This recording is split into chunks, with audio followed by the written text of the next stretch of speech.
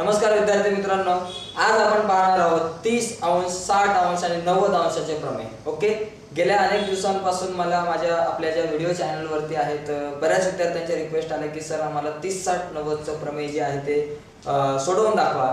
तर तुमच्या सर्वांसाठी आपण घेऊन येत आहोत 30, 60, 90चे प्रमेय.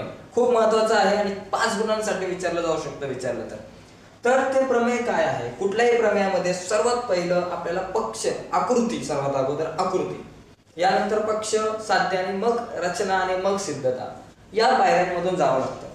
तर सुरुवातीला आपण आकृती काढताना काय करणार की जर, बरं का, आणि तर, जर आणि तर या दोघांचा विचार करा. जर आणि तर या दोघांच्या मध्ये काय करायचं आपल्याला, या दोघांच्या मध्ये जे दिलंय त्यामधून आपण आकृती काढणं अपेक्षित आहे आणि पक्ष लिहिणं अपेक्षित आहे. जर आणि तरच्या मध्ये काय आहे, त्रिकोणाचे म्हणजे एक त्रिकोण काढायचा. कोण 30 अंश, 60 अंश आणि 90 अंश असे असतील म्हणजे एक त्रिकोण काढायचा आहे आणि त्या त्रिकोणाचे 3 कोण आहेत. त्याच्यातला एक कोण 30 अंशाचा आहे, एक कोण 60 अंशाचा आहे आणि एक कोण 90 अंशाचा आहे. ओके, मग आपण असा त्रिकोण काढायचा. काहीही नाव द्या, मी देतो ए, बी आणि सी असं नाव दिलं. एक कोण किती मापाचा आहे, 30 अंश मापाचा आहे, दुसरा 60 अंश मापाचा आहे आणि तिसरा 90 अंश मापाचा आहे. हे अशा प्रकारची खूण जी आहे ती खूण म्हणजे 90 अंश मापाचा कोण असणे. ओके, एवढं तर झालं. आता आपण हे सर्व काय लिहू, पक्षामध्ये लिहायचं. लगेच पक्ष लिहायचं. आपलं पक्ष लगेच लिहून टाकायचं. काय पक्ष, त्रिकोण एबीसी मध्ये. या त्रिकोण एबीसी मध्ये काय आहे बाबा, कोण ए बरोबर 30 अंश आहे, कोण बी बरोबर 90 अंश आहे आणि कोण सी बरोबर किती आहे, 60 अंश आहे. ओके, आता यानंतर साध्य. तरच्या नंतर जे आहे ते साध्यामध्ये लिहायचं. ओके, तर 30 अंश कोणासमोरची बाजू कर्णाच्या निमपट आणि 60 अंश कोणासमोरची बाजू कर्णाच्या कर्णी चिन्हात 302 पट, म्हणजे दोन गोष्टी सिद्ध करायच्या. त्यातली पहिली गोष्ट काय आहे, 30 कोणासमोरची बाजू. 30 अंशाचा कोण कुठला आहे, ए. याच्या समोर बाजू कोण आहे, बीसी, म्हणजे 30 कोणासमोरची बाजू म्हणजे बीसी. ही कर्ण कोण आहे, एसी. 90 मापासमोरचा जो कोण असतो त्याला आपण, जी बाजू असते तिला कर्ण म्हणतो. कर्ण जो आहे एसी, कर्णाच्या निमपट म्हणजे अर्धी आणि अर्धी म्हणजे 1/2 पट. कर्णाच्या 1/2 पट असते, बरोबर. आणि त्याचबरोबर 60 कोणासमोरची बाजू, 60 कोणासमोर बाजू कोण आहे, हा 60 समोर बाजू कोण आहे, 60 कोणासमोरची बाजू एबी. एबी जी आहे ती कर्ण कोण आहे आपला, एसी. कर्णाच्या कर्णी चिन्हात 3/2 पट असते, म्हणजे √3/2 पट असते. तर या दोन गोष्टी आपल्याला साध्य करायच्या. मग काय केलं आपण, जर आणि तरच्या मध्ये जे दिलंय त्यामधून आकृती काढली आणि पक्ष लिहिला आणि तरच्या नंतर जे काय आहे त्याच्यावरून आपण काय लिहिलं, साध्य लिहिलं. आणि आता आपल्याला जे सिद्ध करायचं त्या अनुषंगाने एक रचना करावी लागणार आहे, बरोबर. आता बघा, बीसी बरोबर 1/2 एसी दाखवायचं, म्हणजे बीसी जी आहे ती एसीच्या निम्मी दाखवायची, निम्मी. म्हणजे याचा अर्थ एसी काय आहे, बीसीच्या डबल आहे. मग ते काढण्यासाठी आपल्याला काय करावं लागेल की जेवढी बीसी आहे तेवढीच आपण इथे एक दुसरी एक रेषाखंड घेऊ किंवा किरण बीसी वरती आपण एक बिंदू असा घेऊ, डी. समजा डी बिंदू, समजा याला आपण अशा प्रकारे डॉट डॉट करू, म्हणजे रचना आहे. जेवढा तो आपला बीसी आहे ना तेवढाच आपला काय असणार आहे, हा बीडी. ओके, बीसी आहे तेवढाच आपण बीडी घेतला, म्हणजे किरण सीबी वरती बिंदू डी असा घेतला की बीसी बरोबर बीडी. म्हणजे याचा अर्थ काय झाला बाबा, बीसी जो आहे तो डीसीच्या निम्मा आहे. ओके, बीसी आणि डीबी एकरूप आहेत. आणि त्यानंतर आपण एडी ला काय केला, जोडून टाकला. हा जो एडी आहे त्या एडी ला जोडला. अशा प्रकारे त्या एडी ला आपण काय केलेलं आहे, जोडलेला आहे. ओके, मग आपण रचना काय लिहिली बाबा, रचना लिहित असताना आपण लिहिणार किरण सीबी वर बिंदू, कुठला बिंदू बाबा, डी. हा असा घेतला, कसा घेतला, असा घेतला की बीसी आणि बीडी एकरूप आहे. बीसी बरोबर बीडी. ओके, आणि कोणाला जोडलेला आहे आपण, आणि एडी ला जोडला, एडी जोडला. ओके, तर हे सगळं आलं आपलं पक्ष, साध्य आणि रचना. नक्कीच तुमच्या सर्वांना हे समजलं असेल. आणि समजली नसेल तर पुन्हा एकदा आपण व्हिडिओ व्यवस्थित पहा, रिवाइज करू. ओके. आता सिद्धता. सिद्धतेकडे आता आपल्याला जायचंय. सिद्धता जी आहे ती खूप महत्वाची आहे. तर सिद्धता लिहिण्याच्या अगोदर आपण काय करूयात पहा, की एकंदरीत ह्या आकृतीचं ऑब्झर्वेशन केल्यावर आपल्याला असं लक्षात येईल की बीसी आणि बीडी एकरूप आहे. बरं ना, बीसी आणि बीडी एकरूप आहे. आणि त्याचबरोबर हा एबी काय झाला, लंब आहे. कारण इथं 90 मापाचा कोण होतो ना, एबी लंब डीसी. ओके. म्हणजे हा लंब पण आहे आणि हा बी बिंदू डीसी चे दोन समान भागात रूपांतर करतो. म्हणजे याचा अर्थ एबी काय झाला, लंब दुभाजक आहे. आता लंब दुभाजकाचा एक गुणधर्म आहे. समजा बघा आपल्याकडे पीक्यू हा एक रेषाखंड आहे आणि या रेषाखंडाचा लंब दुभाजक कसा काढतो आपल्याला माहिती आहे. निम्म्यापेक्षा जास्त अंतर घेऊन वर एक कंस मारतो, खाली एक कंस मारतो, परत क्यू पासून वर एक कंस आणि खाली एक कंस मारतो. आणि हे दोन पॉइंट जर आपण जोडले चांगल्या प्रकारे तर आपला काय झाला, ही एल जी आहे ती काय झाली, लंब दुभाजक झाला. कोणाचा, पीक्यू चा लंब दुभाजक. ओके. म्हणजे इथं दोन समान भाग तयार होणार आणि हा जो एस पॉइंट आहे, या एस पॉइंट वरती किती मापाचा, 90 मापाचा कोन होतो. हा लंब दुभाजक. आता या लंब दुभाजकावर आपण कुठेही बिंदू घेतला, समजा इथं मी बिंदू घेतला एम. हा जो एम बिंदू आहे तो एम बिंदू जो आहे तो पी पासून आणि क्यू पासून सारख्या अंतरावरती असतो. म्हणजे एमपी बरोबर एमक्यू. समजा मी इथे घेतला टी बिंदू, तो सुद्धा काय असणार आहे, पीटी एकरूप क्यूटी. इथं समजा घेतला आर बिंदू तर क्यू आर बरोबर पी आर. म्हणजे याच्यावरती कुठेही बिंदू घ्या तुम्ही, तो बिंदू पी आणि क्यू पासून समदूर असतो, म्हणजे सारख्या अंतरावरती असतो. म्हणजे त्याचप्रमाणे हा एबी काय झाला, लंब दुभाजक आहे. मग डी आणि सी पासून ए ह्या लंब दुभाजकावरचा बिंदू आहे, तो ए बिंदू डी आणि सी पासून सारख्या अंतरावर असणार आहे. म्हणजे एडी आणि एसी दोघं जण काय असणार आहे, एकरूप असणार आहे. ओके. मग सिद्धता लिहिताना आपण काय लिहू, बाबा त्रिकोण एबीसी मध्ये, ए बी सी मध्ये आपला कोन बी काय आहे, 90 अंशाचा आहे. बरोबर. म्हणून आपण काय करतो, बी जर 90 अंशाचा आहे म्हणून आपण असं लिहू शकतो, तिथे 90 अंशाचा असल्यामुळे म्हणून आपण लिहू शकतो पहिला पॉइंट आपला ए बी लंब बीसी. तसेच म्हणजेच काय बाबा, ए बी लंब बीसी याचाच अर्थ ए बी लंब डीसी पण म्हणू शकतो आपण, ए बी लंब डीसी. ओके. दुसरा पॉइंट आपण काय लिहू शकतो, ए बी जो आहे तो डीसी ला लंब आहे आणि त्याचप्रमाणे बी जो आहे तो डीसी चा मध्यबिंदू आहे. म्हणजे बीसी एकरूप डीबी. हे कशावर आहे आपल्याकडे, बीसी आणि बीडी एकरूप कशावरून आहे, रचनेमध्ये आपण दाखवलंय बीसी आणि बीडी एकरूप आहे. म्हणून बीसी बरोबर बीडी. का बाबा, हे आहे रचनेवरून, हे रचनेवरून. आणि हे बी बरोबर 90 कशामध्ये दिलं आपल्याला, पक्षामध्ये दिलेलं आहे. मग तिसरा पॉइंट आपण काय लिहू शकतो, की तिसरा पॉइंट म्हणजे काय लिहू शकतो आपण, असं घ्या की म्हणून आपल्याकडे ए बी जो आहे, ए बी हा डीसी चा लंब दुभाजक आहे, लंब दुभाजक आहे. ओके.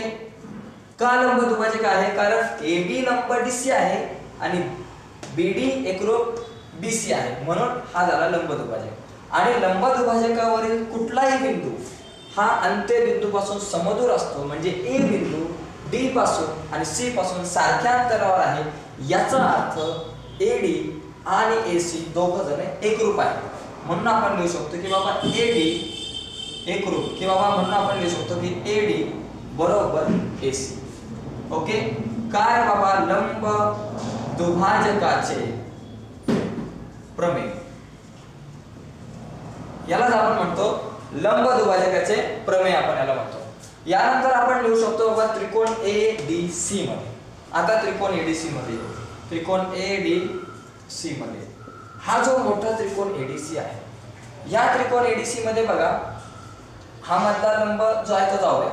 मोठ्या त्रिकोणामध्ये एडी आणि एसी दोघं जण एकरूप आहे. बरं ना, बाजू एडी आणि बाजू एसी एकरूप आहे, कारण 3 वरून आपण लिहिलेलं आहे.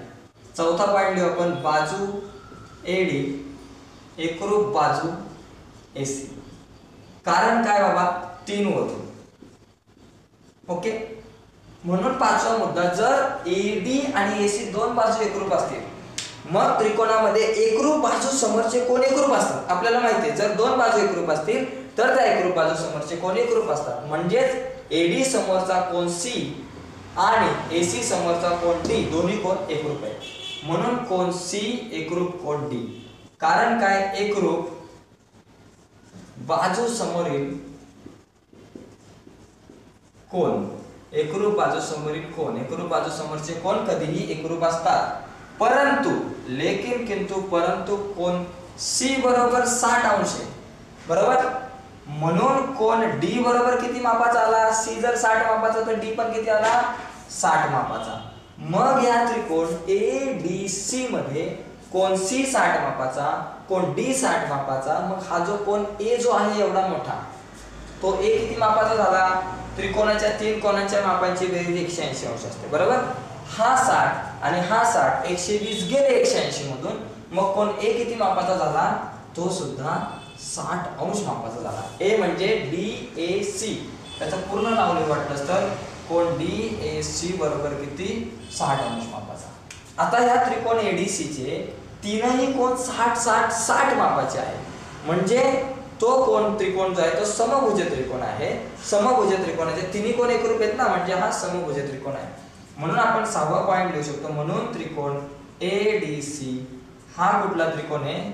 समभुज त्रिकोण आहे. बरोबर ना, हा समभुज त्रिकोण आहे. मग 7वा पॉइंट आपण लिहू शकतो. समभुज त्रिकोणाच्या तिन्ही बाजू कशा असतात? एकरूप असतात. बरोबर. म्हणून आपण लिहू बाबा AD बरोबर AC बरोबर BD. बरोबर ना. AD AC आणि BD तिन्ही बाजू एकरूप. आता 8वा पॉइंट एक लक्षात घ्या. या तीन बाजू एकरूप दाखवल्या. आता 8वा पॉइंट आपण पुन्हा एकदा मागे जाऊ, रचनेकडे जाऊया. रचनेमध्ये काय बाबा? BC आणि BD दोघ जण एकरूप आहे. म्हणजे BC आणि BD एकरूप. याचा अर्थ काय? हा जो DC जो आहे CDचा हा BC निम्मा आहे. BC काय? अर्धा भाग आहे. कोणाच्या? CDचा.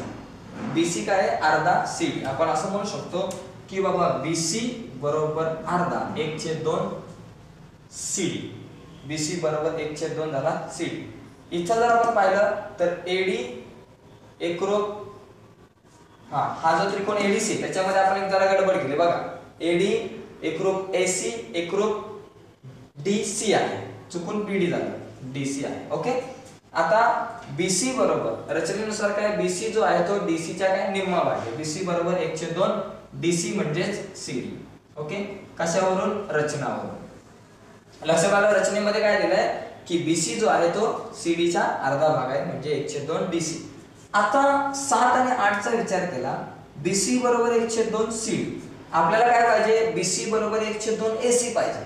म्हणजे हा CD काढायचा आणि त्याच्याऐवजी AC ला फिट करायचा. कशावरून फिट करू शकतो? असा डायरेक्ट फिट नाही करता येणार आपल्याला. तर 7 मध्ये जर पाहिलं तर AC आणि CD एकरूप आहे. मग या विधानावरून आपण काय करू शकतो? CD काढू शकतो. CD च्या ऐवजी AC ला घेऊ शकतो. कारण AC आणि CD एकरूप आहे. 1/2 CD म्हणजेच DC च्या ऐवजी काय दिलं? AC. म्हणून BC बरोबर विधान 9 वरून 1/2 AC. तर अशा प्रकारे आपलं पहिलं जे आहे, पहिला जो भाग आहे तो आपण सिद्ध करू शकतो. सिद्ध करण्याचे टप्पे लक्षात ठेवायचे आपल्याला. टप्पे. पहिला टप्पा आपण काय केला बाबा? त्रिकोण ABC मध्ये हा छोटा जो ABC त्रिकोण आहे यामध्ये कोन B किती? 90 मापाचा आहे. हा 90 मापाचा म्हणजे याचा अर्थ AB लंब BC. बरोबर ना. आता AB लंब BC आणि DC एकच आहे, म्हणून आपण AB लंब DC सुद्धा लिहिला. ओके. हा झाला पहिला पार्ट. यानंतर काय केलं? BC आणि BD एकरूप आहे.